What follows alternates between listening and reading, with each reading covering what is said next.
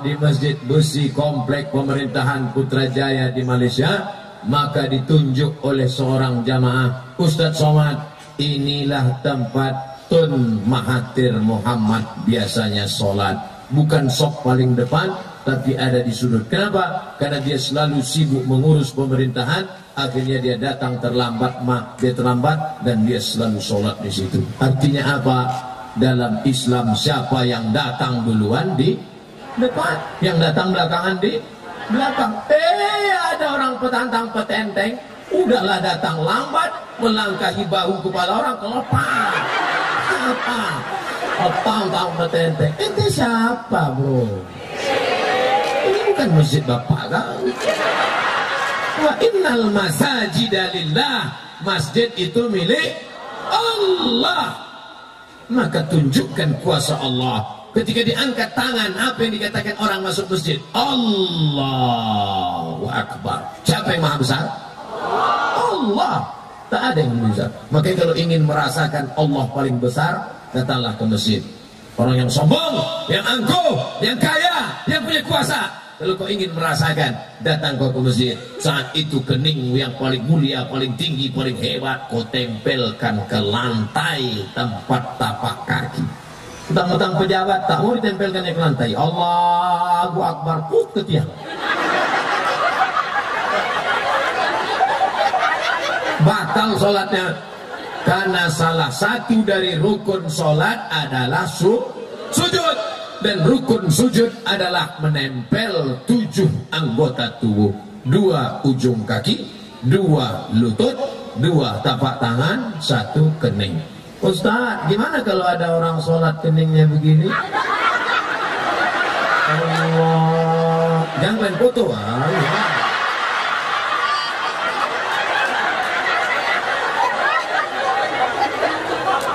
Sholatnya sah, tapi kurang Ustaz, kening menempel, ya bagaimana dengan hidung Pak Ustaz? Kalau orang Arab, hidung itu tak pernah dipaksa, udah kena. Tak pun orang Arab, Bang Ijek, tak pernah dipaksa, ini kena. Aduh kalau awak, wah, sampai gini-gini. Artinya kalau hidung kena itu afdal. Kalau tak kena kurang afdal. Makanya lagi-lagi bersih. Kadang kita niat dari rumah mau ambil yang afdal, mau nempel, tapi begitu hidung ditempelkan ke karpet, paksa menahan nafas. Allahu Akbar, kata imam. Imam Allahu Akbar, awak pun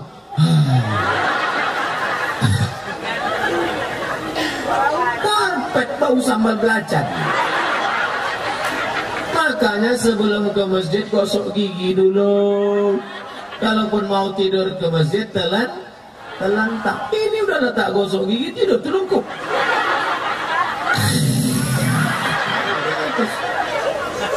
Ustaz, saya ini parah Pak Ustaz. Telentang pun ngeces juga. Oh, parah.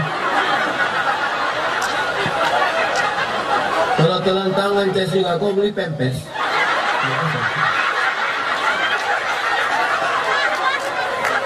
Lagi-lagi mengajarkan bersih tempat sholat. Itu masjid harus ada vakum cleanernya,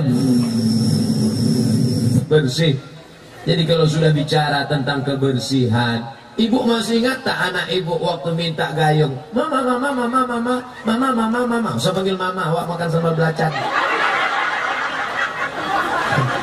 Oh mak, tolong bawakan gayung sama sabun. Untuk apa? Kata kepala sekolah, hari ini hari cuci tangan nasional. Cuci tangan diajarkan ke anak kita. Padahal Islam sudah mengajarkan cuci tangan sehari 5 kali. Betul? Subuh cuci tangan, zuhur cuci tangan, asar cuci tangan, maghrib cuci tangan, isya cuci tangan, duha cuci tangan, tahajud cuci tangan, witir cuci tangan. Tangan, muka, kepala, kaki, hidung, mulut, gigi, telinga. Bersih. Tak ada yang paling bersih selain daripada kita. Oleh sebab itu maka sekarang mereka baru tahu arti cuci tangan. Dibuatlah hari cuci tangan dunia. Nanti 20 tahun lagi hari cebok nasional.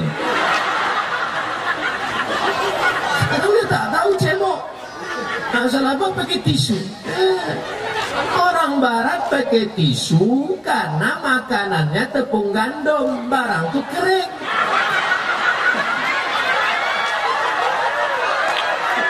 Ini kawan beserak. Makan sambal belacan sama tempoyak. Itu mau pakai tisu.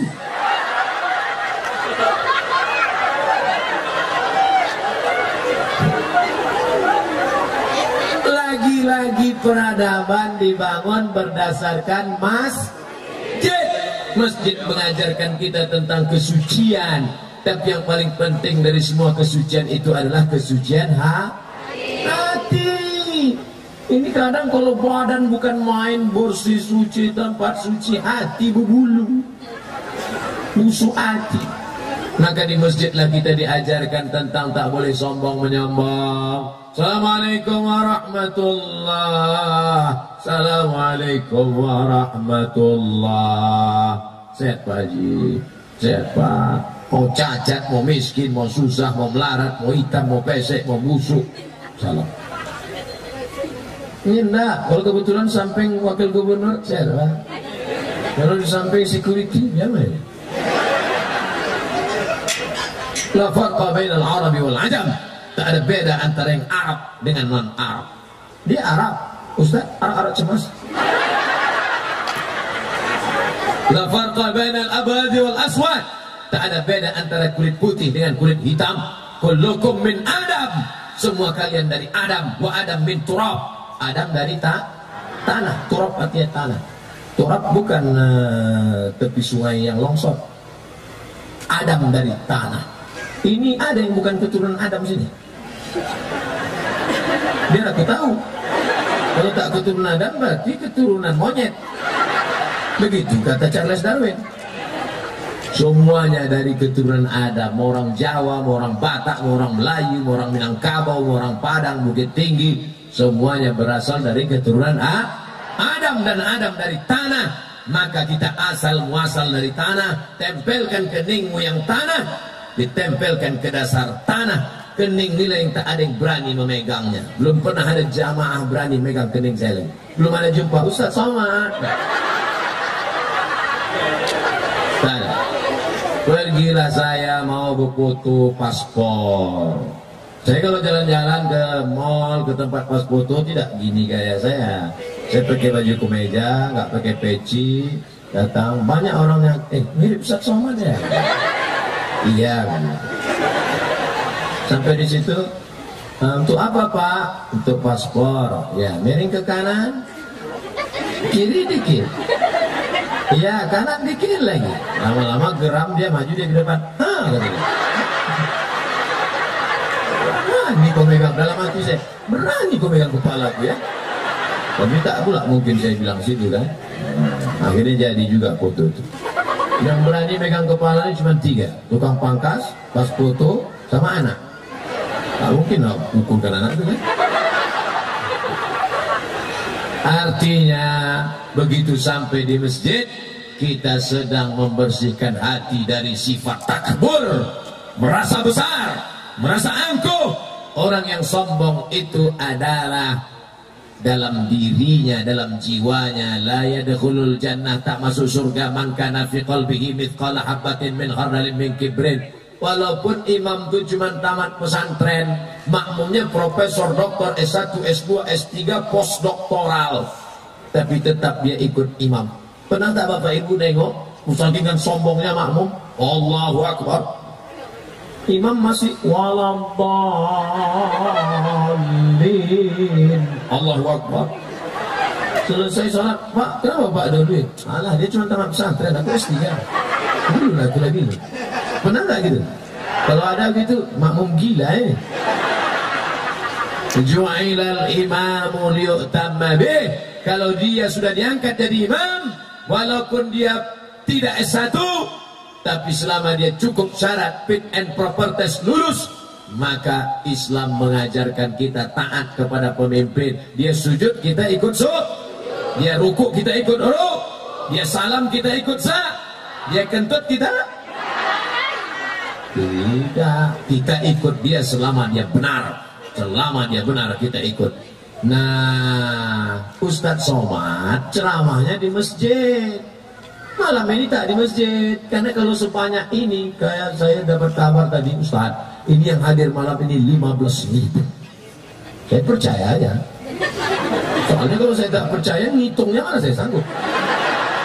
15.000 kata panitia, 15.000. Apalah payahnya itu. Tinggal ngangguk aja, 15.000 iya. Selesai. Betul tidaknya kita tengok hasil sumbangan nanti. Kalau 15.000 masuk ke masjid, meletuplah masjid itu, meledaklah. Itulah maka dibuat di tanah lapang. Aslinya saya ceramahnya awalnya di masjid. Dakwah saya di masjid, khutbah Jumat. Jamaah Jumat yang dimuliakan Allah, hari ini kita malu. Masjid seperti kandang burung merpati, sementara rumah megah dan mewah. Bersedekahlah, bersedekahlah.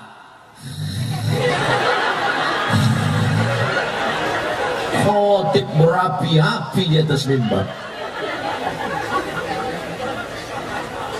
Tapi ada orang yang tidak khutbah, dia tidak ceramah, dia tidak ada kasih tausiah, tapi dia diam saja.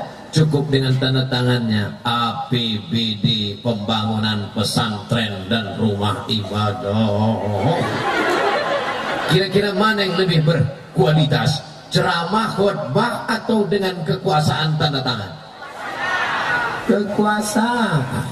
Kalau memang lebih hebat kekuasaan, kenapa Ustaz tak mau?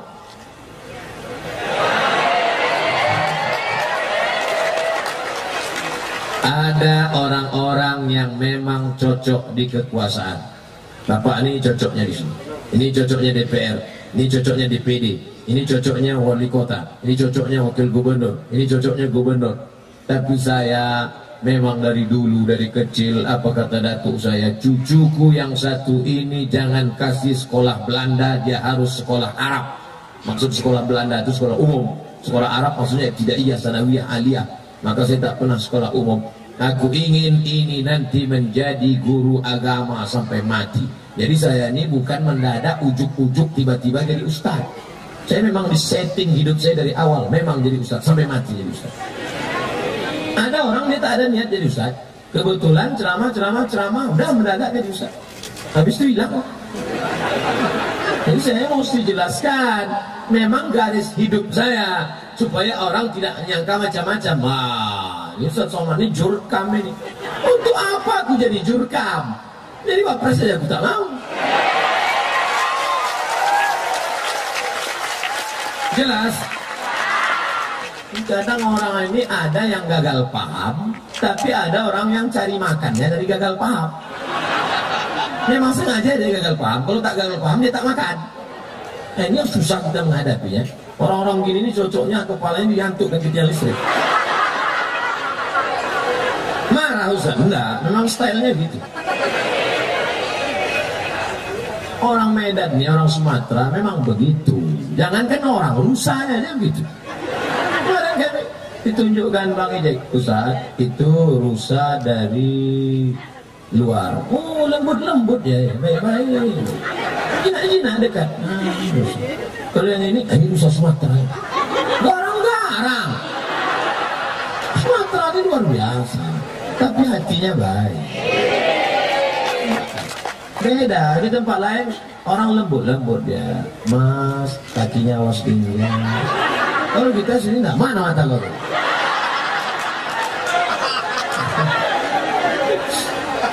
Ada saatnya keras, ada saatnya tegas, tapi ada saatnya lembut.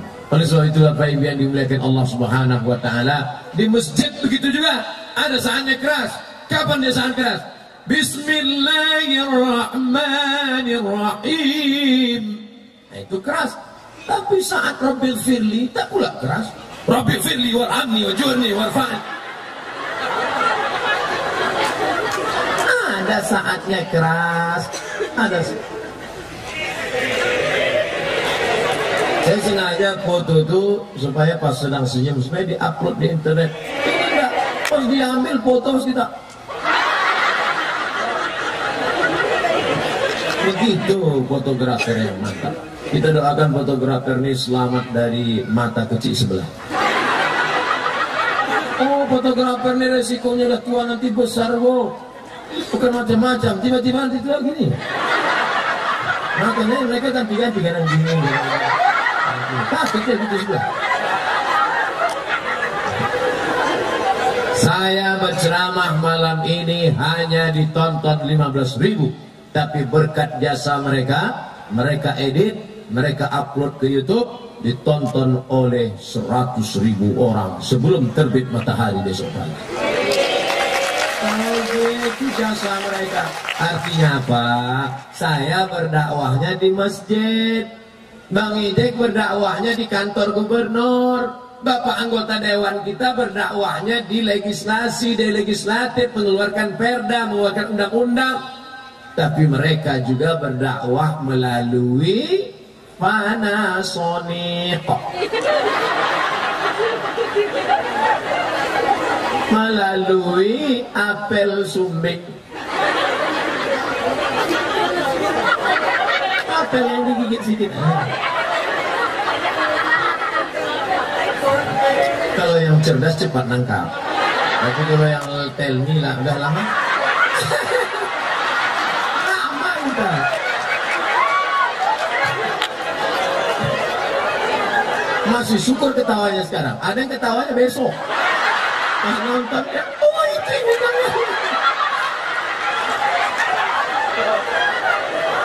Bapak Ibu yang dimuliakan Allah Subhanahu wa taala. Bismillah, masya Allah. Di masjid, peradaban Islam dibangun dari masjid.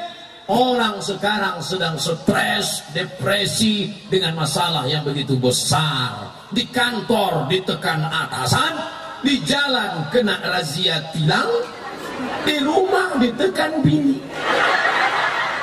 Di mana lagi dia merasakan nikmatnya hidup? Akhirnya dia pun pergi ke diskotik, dugem sabu-sabu, koplo, rohypnol, mix-mix, kasbot, vodka, budweiser, semua dipakainya. Akhirnya sebelum masuk ke dalam begini dia berkipas. Begitu udah dipakainya, mulai dikipas diam kepala gua. Error. Yang tak ada modal beli lem kambing.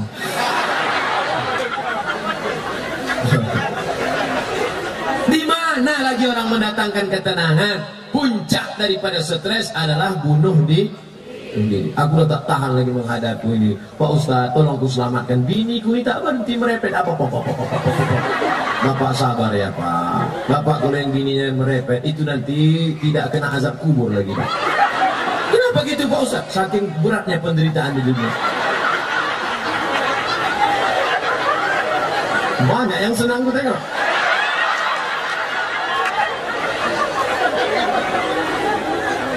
Bapak nikmati aja kalau dia merepet.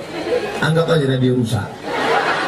Nanti sampai masanya ketika repet itu tak ada, Bapak rindu. Baru Bapak nyanyi, kalau sudah tiada. Mereka pula yang hafal. Bapak Ibu yang dimuliakan Allah Subhanahu wa taala, di mana lagi orang zaman modern mendapatkan ketenangan kecuali di masjid. Makanya imam masjid itu carilah imam yang suaranya mendatangkan ketenangan. Allahu Akbar. Bismillahirrahmanirrahim. Alhamdulillahi Rabbil Alamin. Ar-Rahmanirrahim. Tenang makmum di belakang. Ghairil maghdubi alaihim waladdallin. Tenang. Bismillahirrahmanirrahim. Yasin. Mbak, udah tak tenang? Wah, lama lagi ini udah.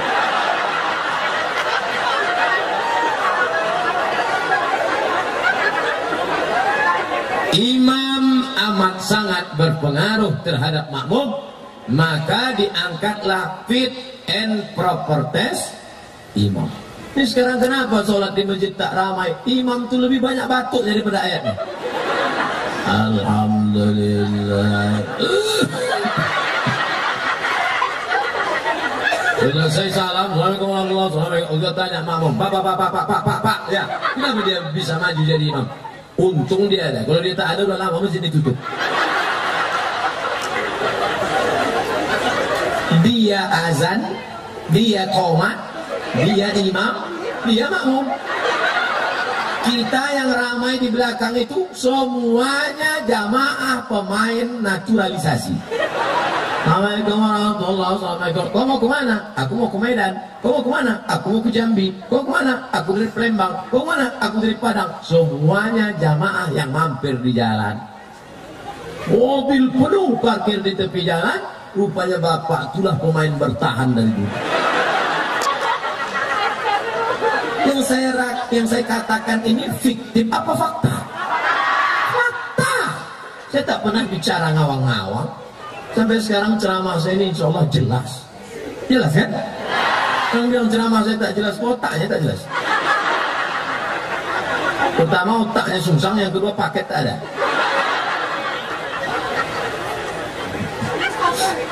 Orang yang ngintai-ngintai ini benci tapi rindu dia sama saya. Benar-benar harus dengarnya ceramah saya, mau nyari-nyari kesalahan. Harus dengar.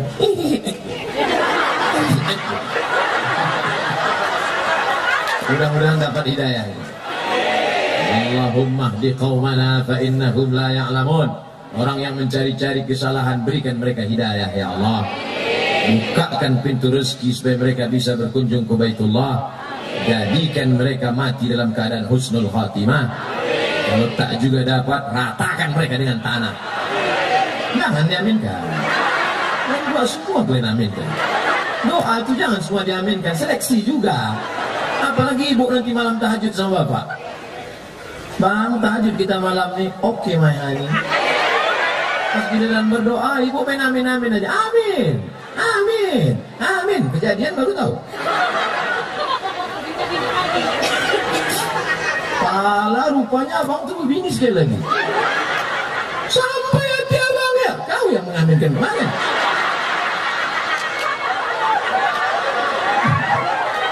Rupanya doanya yang dibacanya Pak Ustaz. Allahumma rzuqni zaujatan jamilatan zaniyatan. Ya Allah, kasihlah aku bini kedua yang cantik. Maka nanti kalau asal ibu dengar doa itu, waspadalah.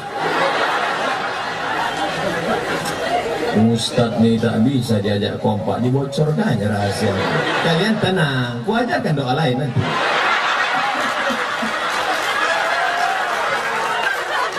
Juga ceramah di Medan ini lepas saja kita, tak ada main kontrol-kontrol, dan tak perlu pula kita jaga wibawa kan. Kadang kita penceramah kalau jaga wibawa capek hidupnya. Datang dan jaim ya. Assalamualaikum warahmatullahi, macam Robocop.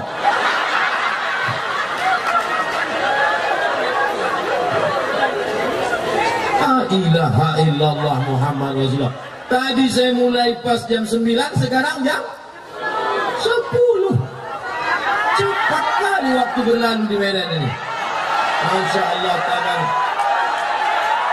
Kalian enak tinggal duduk aja. Aku udah berdiri bercakap pula lagi. Di atas karpet basah lagi.